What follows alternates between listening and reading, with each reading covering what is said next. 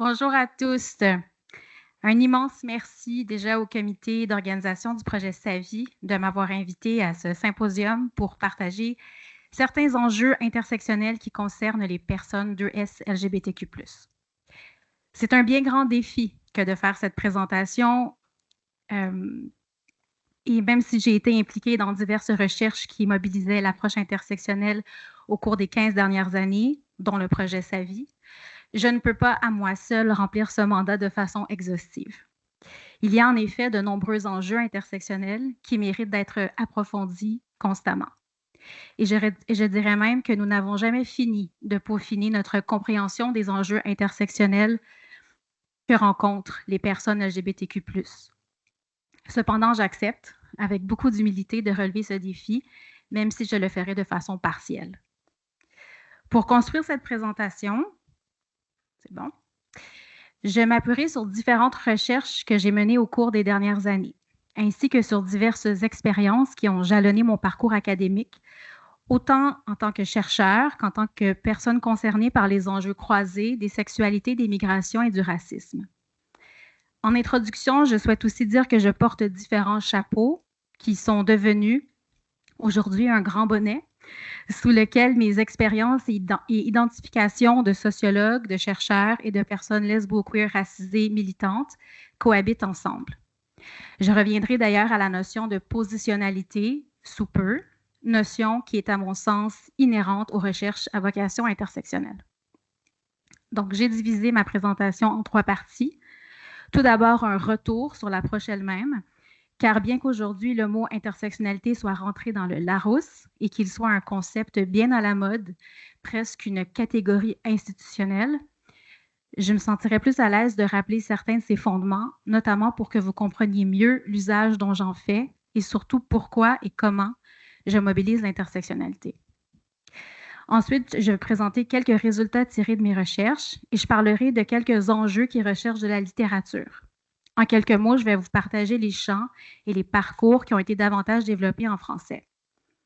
Finalement, je vais terminer ma présentation en vous partageant mes réflexions sur l'éthique de l'application de l'intersectionnalité. Je tâcherai de vous partager certaines réflexions et bonnes pratiques qui permettent de conserver l'intersectionnalité dans sa dimension la plus forte, c'est-à-dire celle qui cherche des solutions concrètes et des réponses aux inégalités, et non celle qui reste seulement derrière les murs de l'université. La première partie, la première chose que je dirais en vous parlant de l'approche elle-même, c'est que l'intersectionnalité n'est pas une théorie de l'identité ou une théorie des identités multiples. Elle est plutôt un outil analytique, un cadre qui nous permet de réfléchir et de comprendre la façon dont le pouvoir agit dans la société. J'emprunte d'ailleurs cette interprétation aux sociologues Sirma Bilgué et Patricia Hill Collins, elles-mêmes inspirées des collectifs de femmes noires racisées lesbiennes dans les années 70, comme le Combahee River Collective, pour concevoir l'intersectionnalité comme une matrice de pouvoir. Est-ce que vous m'entendez bien? OK, il y a comme de l'écho, puis ça m'énerve, mais même si cette interprétation de l'intersectionnalité est aujourd'hui partagée par plusieurs chercheurs et activistes, elle ne fait pas consensus auprès de ma communauté académique. En effet, l'intersectionnalité est parfois mobilisée comme une théorie des identités où on met de l'avant le cumul des oppressions. Pour certains, l'intersectionnalité permet de mettre des mots ou de visibiliser l'existence d'individus qui partagent des formes multiples de minorisation. En ce sens, serait intersectionnel, par exemple, le parcours d'une femme trans racisée en situation de handicap. Il est bien évident que le vécu, que l'existence même de cette personne est encore impensée dans sa globalité, dans son interconnectivité aux différentes expériences de minorisation qu'elle rencontrera nécessairement dans sa vie. Mais s'arrêter à ce modèle additif est insuffisant et ne rend pas compte, à ma compréhension, de la multidimensionnalité de son existence et des façons dont cette personne existe et participe aussi à des rapports de pouvoir complexes. En d'autres mots, parler d'intersectionnalité et tenter de l'appliquer dans nos réflexions, c'est aussi sortir du modèle additif du cumul des oppressions, parce que ce modèle, il est réducteur et c'est un raccourci. Non seulement il faut sortir de la lecture en silo fermé, où on isole les catégories race, sexualité, genre et handicap, par exemple. Mais il faut aussi décloisonner ces catégories et ne pas les concevoir dans leur aspect essentialisant. Ces catégories sont majeures et elles sont rattachées à des expériences potentielles et collectives d'oppression, comme le sexisme, la transphobie, le racisme, le capacitisme, etc. Mais elles doivent aussi être pensées sans les réduire à une essence qui ne ferait que réitérer des comportements homogènes et généralisants, des comportements qui nous font perdre le pouvoir d'action et la réflexivité des personnes qui les incarnent. Donc, je dirais que mon interprétation et ma compréhension de l'intersectionnalité en est une qui est davantage dynamique et où les notions d'agentivité, de résistance et de réflexivité sont également à être prises en considération. La sociologue en moi, formatée initialement pour comprendre l'aspect déterminant et déterministe de nos réalités sociales, a fait pas mal de chemin ces dernières années en laissant plus de place aux stratégies de résistance, aux prises de conscience et à la mobilité qui ressort des expériences intersectionnelles. Je vais d'ailleurs vous présenter quelques exemples sous peu. Je prends un instant pour faire par ailleurs une mise en garde par rapport à ce que je viens de dire. Loin de moi l'idée de vous présenter aujourd'hui une lentille intersectionnelle qui voudrait renforcer l'adage néolibéral « quand on veut, on peut ». Parler de résistance, de mobilité, de réflexivité et de pouvoir en réfléchissant ces catégories sociales ne veut pas dire effacer les oppressions réelles que vivra cette fameuse femme racisée trans en situation de handicap. En effet, appartenir et s'identifier à des parcours minorisés vient aussi avec une expérience de minorisation qui est réelle et qui oblige souvent à la lutte. Par contre, cette lecture, elle est insuffisante et en quelque sorte réductrice pour mieux comprendre ces expériences, puisque celles-ci s'inscrivent aussi dans des dimensions circulaires du pouvoir, et c'est cet aspect que nous avons tendance à oublier et à ne pas savoir en fait comment traiter dans nos analyses. Pour arriver à cette lecture dynamique du pouvoir, il faut comprendre que l'intersectionnalité se joue à deux niveaux. Tout d'abord au niveau micro-social, donc celui dans lequel on conçoit les catégories de pouvoir qu'on appelle race, classe, genre, sexualité, handicap, etc.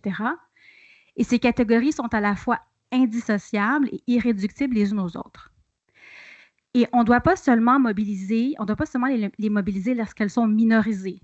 Parler de la catégorie race, c'est aussi parler de la blanchité. Parler de la catégorie sexualité, c'est aussi parler d'hétérosexualité, etc.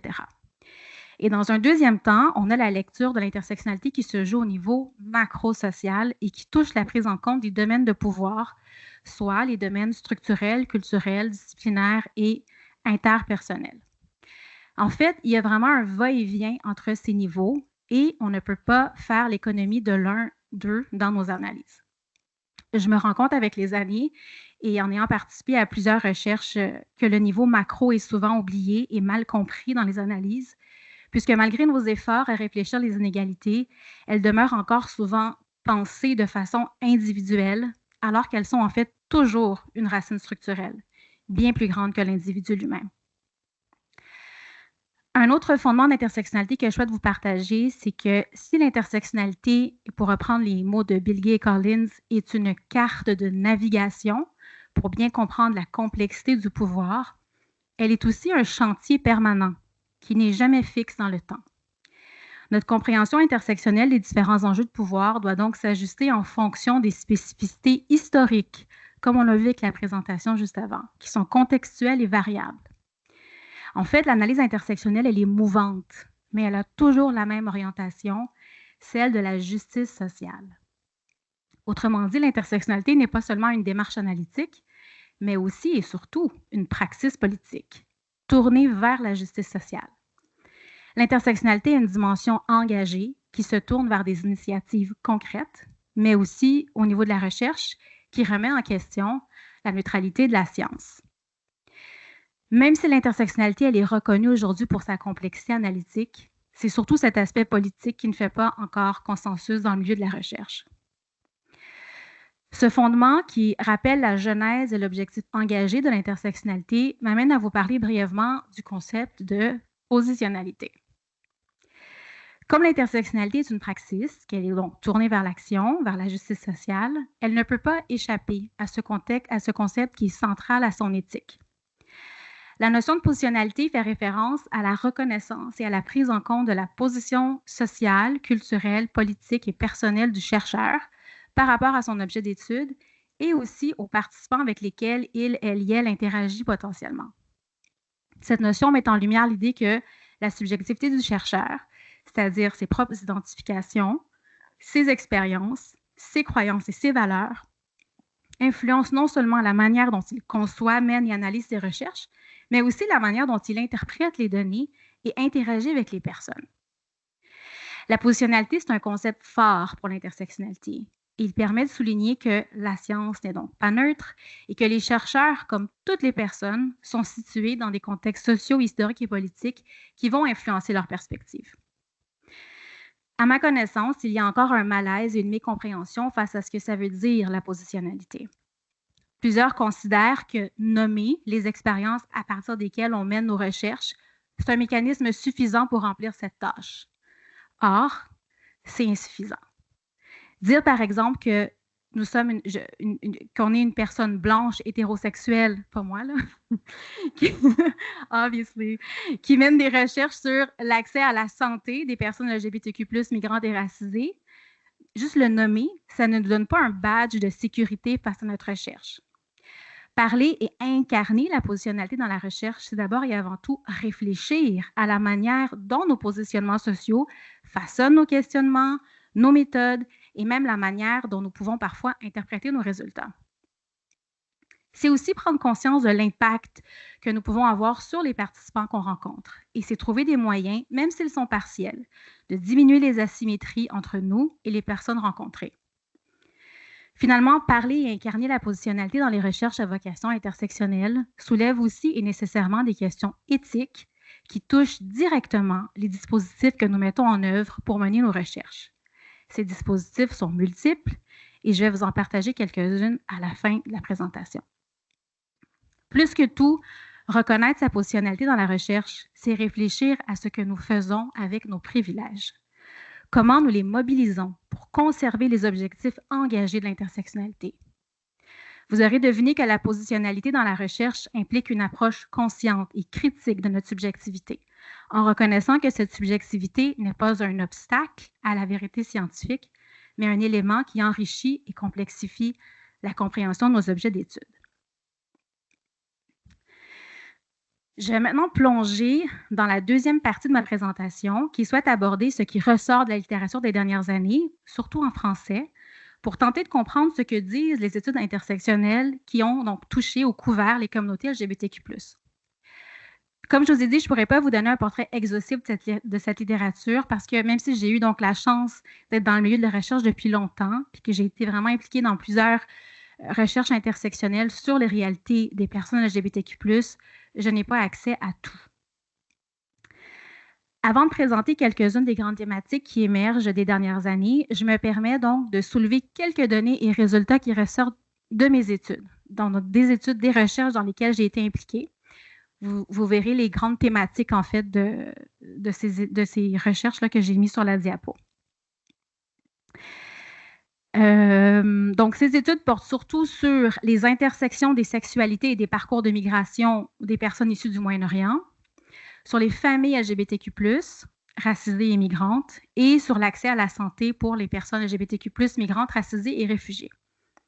J'aimerais juste dire aussi d'emblée que j'ai toujours inscrit mes recherches dans des méthodes qualitatives qui valorisent les parcours de vie et les expériences singulières des personnes.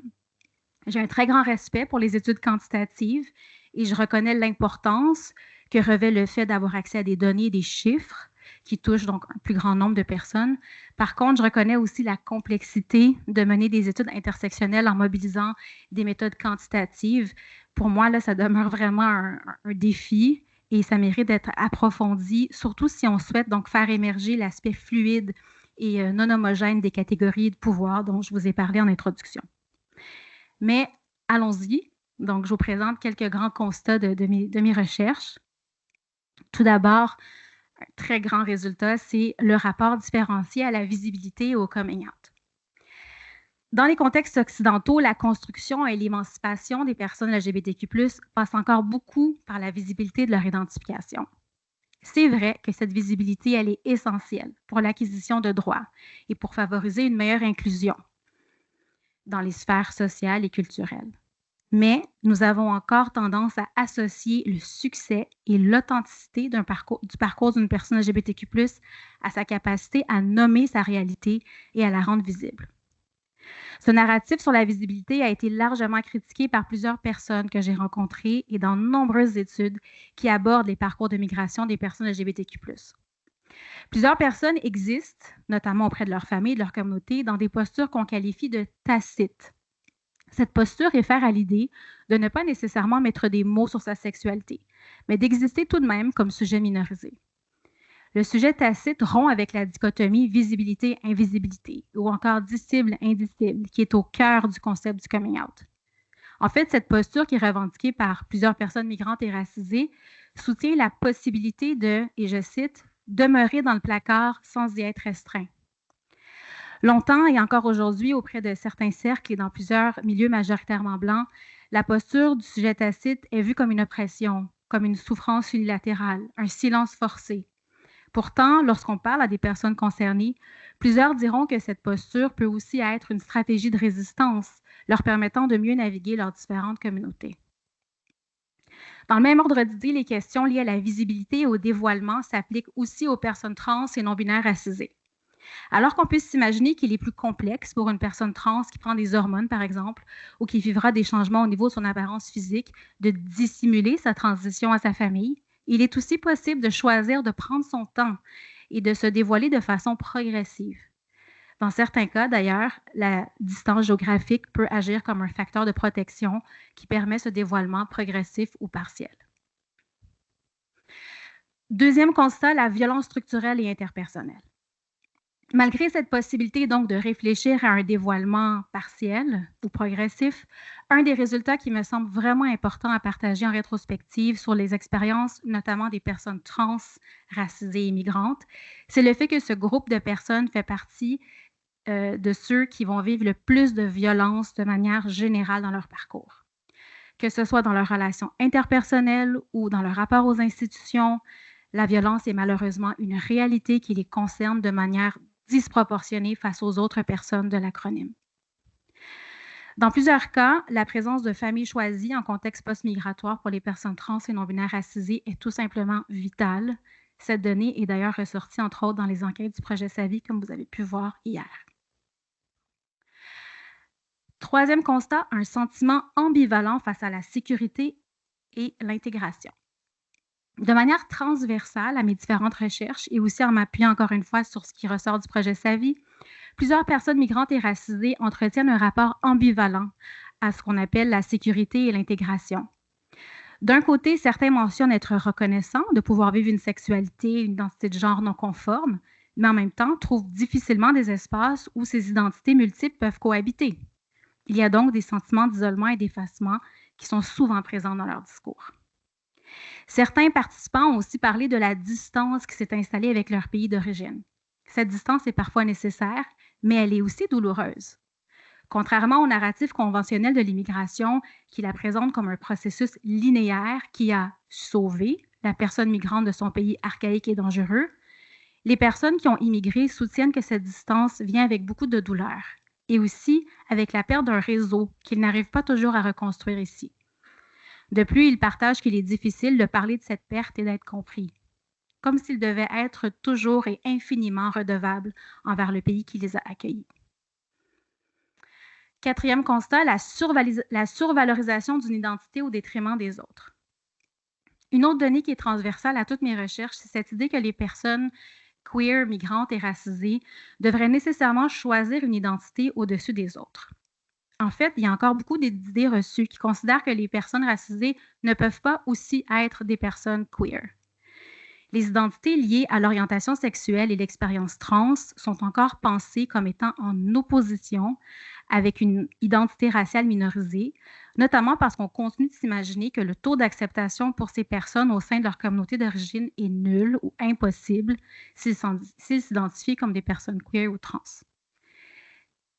C'est vrai que certaines personnes racisées vont vivre des ruptures avec leur famille et communauté d'origine, effectivement. Mais d'autres, ils sont aussi intégrés, ils naviguent autour et dans leur communauté. En fait, il y a plusieurs façons de faire partie de sa communauté d'origine et plusieurs raisons aussi qui poussent les personnes concernées à vouloir conserver des liens ou non. Ceci est généralement propre à la personne et relève de son histoire personnelle. Finalement, le dernier constat, ou l'avant-dernier, c'est l'idéalisation du parcours migratoire. Donc, un des derniers résultats que j'aimerais vous mettre de l'avant, c'est celui de l'idéalisation du parcours. Les témoignages recueillis, notamment encore une fois dans le projet Sa vie, mais aussi auprès de plusieurs usagers de la clinique Mauve où je travaille maintenant, qui comprend surtout des personnes qui proviennent des pays du Sud global, remettent en question l'idéalisation du Canada comme un endroit pleinement sécuritaire. Plusieurs témoignent de la méfiance que certaines personnes blanches ont manifestée envers elles. Cette méfiance s'explique notamment par une présomption à l'homophobie internalisée envers certains nouveaux arrivants, notamment envers les personnes provenant du Maghreb, du Moyen-Orient et de plusieurs pays d'Afrique subsaharienne. Parallèlement, certaines personnes parlent aussi du racisme qui est vécu au sein de certains milieux LGBTQ+. Plusieurs ont parlé de stéréotypes ethnosexuels qu'ils ressentent à leur endroit et qui sont présentés de façon banale comme des, et je cite, entre guillemets, des préférences sexuelles, alors que ce sont des comportements racistes. Leur témoignage nous rappelle la persistance d'un racisme sexuel qui demeure invisible et peu abordé dans les communautés LGBTQ+, mais qui a néanmoins une incidence sur la santé mentale de ces personnes et qui augmente aussi considérablement le sentiment de solitude, tout en affectant leur estime personnelle. La présence de billets culturalistes qui réduisent les personnes racisées et migrantes à des personnes fermées, qui auraient sûrement intériorisé beaucoup d'homonégativité, jumelées aux expériences de fétichisation vécues par plusieurs d'entre elles, nous permettent de mieux comprendre cette fameuse ambivalence de leur parcours. Ces expériences dépréciatives impactent aussi l'accès au marché du travail pour ces personnes. En effet, une proportion significative des personnes provenant du Sud vivent une déqualification professionnelle en immigrant au Canada, malgré le fait qu'elles ont été choisies pour immigrer sur la base de leurs compétences professionnelles et linguistiques. Et ça va être pire que jamais, malheureusement, prochainement. Cette déqualification touche fortement les hommes et les femmes hautement scolarisés et provenant des pays du Maghreb. Ces données ne sont pas anodines et nous montrent en fait que les expériences de minorisation que vivent les personnes queer, racisées, migrantes dépassent leur sexualité. Ces expériences de minorisation multiples sont également complexes dans la mesure où elles amènent les personnes concernées à devoir s'engager presque quotidiennement à faire un travail d'éducation populaire. Les personnes rencontrées nous ont partagé qu'elles ressentaient souvent l'obligation de frayer des chemins et de devoir constamment s'expliquer. Ce travail de sensibilisation, jumelé à la dénonciation des microagressions qui les incombent, ont nécessairement un coût émotionnel sur elles. Certains ont d'ailleurs parlé de la fatigue de devoir toujours être en mesure de répondre, de se défendre et d'expliquer aux autres leur parcours. Cette situation les place dans une certaine ambivalence face aux autres, notamment parce qu'ils ne ressentent que très rarement la possibilité de se déposer et d'être pleinement accueillis. Au début de ma présentation, je vous ai parlé de l'importance de ne pas réduire les expériences des sujets intersectionnels à des cumuls d'oppression. Donc, je vais quand même être cohérente avec cette mise en garde. Donc, cette mise en garde me permet de faire le lien ici avec une donnée importante qui ressort des dernières études et des communautés auxquelles j'appartiens. Cette donnée, ça s'appelle la queer joy ou la joie queer. Donc, je m'explique.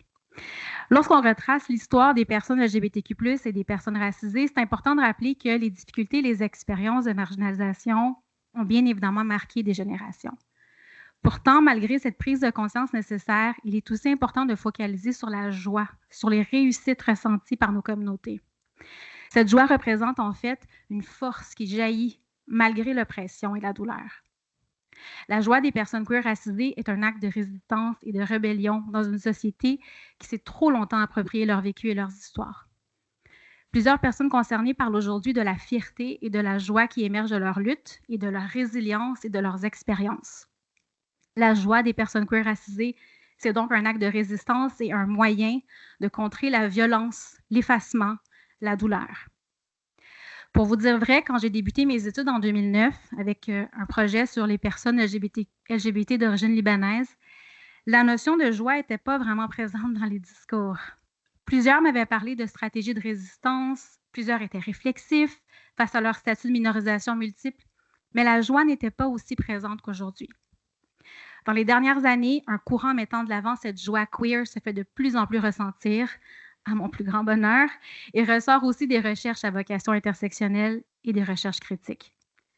Donc, ça m'amène à vous parler brièvement des grands axes qui ont été développés dans les études intersectionnelles pour finir le tour de ce constat. L'immense champ des queer migrations a connu une explosion dans les 20 dernières années. Initialement connu comme un champ marginal, aujourd'hui, de nombreuses études se penchent sur les expériences de migration des personnes LGBTQ+. Bien humblement, je fais partie de ces chercheurs et je me joins aux travaux pionniers d'Olivier Roy, de Javi Fuentes Bernal ou encore aux travaux d'Edouard Lee, le co-directeur de la clinique Mauve, mais aussi le titulaire de la recherche du Canada sur les genres, les sexualités et l'immigration. Comme vous avez pu voir dans ma présentation aussi, les notions de personnes migrantes et personnes racisées ne peuvent pas toujours être comprises ensemble. En effet, certaines personnes racisées ne sont pas des personnes migrantes, dans la mesure où elles sont nées en Occident, mais leurs origines à un pays du Sud leur confèrent le statut de personnes racisées. Donc, de nombreuses études intersectionnelles portent sur les intersections du racisme et des sexualités. On peut penser aux travaux de Simon Corneau, Khaled Clouche, Dany Claudie-Beaulieu, qui traitent des formes d'exclusion accrues, de la fétichisation et du racisme sexuel que vivent des personnes racisées. On peut aussi penser aux travaux de Jade Almeida, d'Élise Ross-Nadier ou de Vincent Mousseau, qui parlent des expériences de personnes racisées noires LGBTQ+. Les intersections des sexualités et de l'appartenance à une religion minorisée sont également en déploiement depuis les 10 dernières années. À cet effet, je vous conseille vivement les travaux de Momin Rahman, de Lamia Boukantar ou de Rema Lamedine, qui sont pionniers à cet égard, notamment pour le rapport entre islam et queeritude. Dans une perspective plus globale, l'intersectionnalité au sein des communautés LGBTQ+, est aussi traitée à travers les solidarités transnationales, en réfléchissant notamment les rapports sud-sud ou encore les rapports sud-nord. Les travaux d'Ahmed Amila sont à découvrir pour leur contribution riche sur les politiques d'asile des personnes LGBTQ+. Toujours dans ce niveau plus macro, les intersections des nationalismes sexuels sont bien évidemment développées par Sirma Bilgué et aussi Stéphanie Gingras-Dubé, qui réfléchissent les frontières sexuelles de genre et de race en Occident et l'instrumentalisation de l'homonationalisme pour maintenir, entre autres, des politiques d'occupation et d'impérialisme. Je suis consciente que j'ai beaucoup parlé de la race, du racisme et des migrations dans ce constat sur les études intersectionnelles parce qu'il s'agit en fait de mes intérêts et de mes champs d'expertise, mais la lentille se déploie aussi autour d'autres intersections, entre autres le capacitisme, les sexualités et le cisgenrisme, et je pense bien évidemment aux magnifiques travaux d'Alexandre Barry. Finalement, les intersections de l'itinérance, et je suis très contente de l'avoir entendu, les intersections de l'itinérance de la jeunesse et des violences ont aussi été abordées ces dernières années pour comprendre les communautés LGBTQ+, avec des perspectives intersectionnelles, et vous pouvez à cet effet lire les travaux de ma collègue Catherine Flynn. Cette liste non exhaustive, mais non moins réelle, des recherches intersectionnelles menées ces dernières années auprès des personnes LGBTQ+, n'est qu'une exemplification des possibles et des luttes à continuer. Et je m'excuse si j'ai oublié certains d'entre vous dans la salle, vous viendrez me partager vos travaux après pour que je les ajoute. Je termine donc ma présentation en abordant la dernière et troisième partie, donc ma préférée, celle qui touche l'éthique de l'application de l'intersectionnalité. Les résultats, les thématiques que je vous ai présentées sont à mon sens bien évidemment importants. Par contre, on ne peut pas restreindre l'application de l'intersectionnalité à des thématiques ou à des objets. L'intersectionnalité, qui est, comme je vous ai dit au début, une praxis politique qui se tourne vers la justice sociale, doit aussi être réfléchie dans son application. Donc, à la lumière de ces constats, j'ai 3 questions pour vous aujourd'hui. Comment penser la pertinence de l'intersectionnalité dans le cadre de nos universités néolibérales? Puis-je vraiment appliquer ce genre de lentille dans un milieu comme celui de l'université? Quand je réfléchis aux dynamiques transnationales et à la nécessité d'inclure des savoirs non occidentaux à nos réflexions, je me demande comment l'intersectionnalité voyage dans le monde. Quand on pense au développement des savoirs intersectionnels et particulièrement dans les pays du Sud, peut-on réellement parler de justice épistémique, c'est-à-dire la reconnaissance et l'accessibilité des savoirs et des pratiques intellectuelles pour et par tous? Finalement, je réfléchis constamment à la repolitisation de l'intersectionnalité parce que, vous le savez, l'intersectionnalité a été reprise, institutionnalisée et blanchie. Donc, comment refaire honneur à ses racines militantes et contribuer à sa repolitisation? Je ne pourrais pas répondre à ces questions, mais je vous les laisse en guise de réflexion parce que l'intersectionnalité, elle nous amène d'abord et avant tout à la réflexion. Mais je me permets quand même de terminer cette présentation en vous partageant, comme je vous ai promis, quelques bonnes pratiques et stratégies que j'ai vues se déployer autour de moi dans les dernières années. La première, c'est la nécessité. Je n'ai pas écrit ça. Oh non, je ne veux pas vendre mon punch. La première, c'est la nécessité de continuer à remettre en question et à décentrer les savoirs dominants, qui sont principalement, je ne vous l'apprends pas, des productions d'hommes blancs cisgenres et hétérosexuels. Des savoirs qui ont une légitimité, une reconnaissance symbolique bien plus grande que les autres savoirs. Je conviens qu'il est difficile de remettre en question ces savoirs parce qu'ils sont dominants dans notre socialisation académique. Par contre, il est possible de le faire par des gestes simples, tout simplement comme questionner nos plans de cours, être conscient en tant que prof ou chargé de cours des auteurs qu'on enseigne et continuer de mettre de l'avant des approches qui accordent une place à la réflexivité et à nos positionnements. Une autre stratégie qui me semble essentielle pour respecter l'éthique de l'intersectionnalité, c'est la notion de la collaboration, mais aussi de la redevabilité qui vient avec cette collaboration. Quand on souhaite mobiliser des savoirs qui sortent de notre socialisation académique, on doit passer nécessairement par des personnes et des milieux qui ne sont pas inclus dans l'académie. On a tous fait de la recherche partenariale et communautaire si on est des chercheurs à vocation intersectionnelle. Je dois donc trouver des façons à ce qu'il y ait un partage des ressources et voir comment, si je mobilise des ressources externes, elles puissent aussi en bénéficier. Non seulement on doit reconnaître le travail des personnes concernées dans nos recherches, mais on doit aussi accepter qu'elles soient rémunérées pour leur travail fourni. Il y a encore beaucoup trop de travail gratuit à l'université qui se justifie derrière le prestige symbolique de l'université, mais en soi, c'est une pratique coloniale et abusive. Pour moi, reconnaître de plusieurs façons le travail et l'implication des personnes concernées, c'est une pratique qui est nécessaire pour conserver un peu de cohérence avec nos recherches à vocation intersectionnelle. Et finalement, je crois fermement que l'intersectionnalité s'actualise dans une convergence des luttes. Aujourd'hui, les apprentissages qu'on a acquis des féministes intersectionnelles doivent aussi être mis en dialogue avec les approches décoloniales et anti-oppressives. Cette mise en dialogue et cette convergence des luttes permet en fait de recentrer les marges et devient une nécessité dans un monde où le fascisme n'est plus seulement en route, mais a bel et bien pénétré officiellement les sphères administratives et politiques de plusieurs États, en commençant par nos voisins du Sud. Quand je réfléchis au fait que plusieurs personnes latinex, racisées et musulmanes ont voté pour Donald Trump, alors qu'elles étaient elles-mêmes des cibles directes, je me dis que cette réponse, ce n'est pas de l'ignorance. Ça parle plutôt de l'échec de la gauche qui s'est désolidarisée. Ça parle de ce nous, soi-disant inclusif et diversifié, qui n'a pas su reconnaître et inclure avec dignité la vie de plusieurs personnes minorisées, et je pense aux personnes palestiniennes.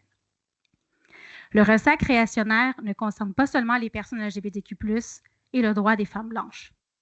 Il concerne toutes les personnes minorisées et surtout celles qui sont le plus marginalisées. Je nous invite donc tous à réfléchir à ce que nous faisons avec cette fameuse carte de navigation qu'est l'intersectionnalité qui nous permet d'avoir des belles demandes de subventions. Réfléchissons aux barrières institutionnelles, bien sûr, auxquelles nous faisons face, mais réfléchissons aussi les projets, les initiatives et les solidarités concrètes qu'on déploie à l'extérieur de l'université. Plus que tout, dans cette posture de réflexivité, je nous souhaite et je me souhaite de rester humble et de toujours de rester en questionnement face à celles qu'on oublie. Je termine donc ma présentation par une citation magnifique qui a été partagée par mon cher collègue et ami Edouard Lee lors d'une présentation récente qu'il a offerte à Paris. Cette citation est tirée d'un témoignage d'un militant emprisonné pendant plus de 20 ans contre la dictature en Corée. Et elle représente, selon moi, la plus puissante des stratégies pour maintenir une éthique intersectionnelle au cœur de nos postures. Je vous la lis.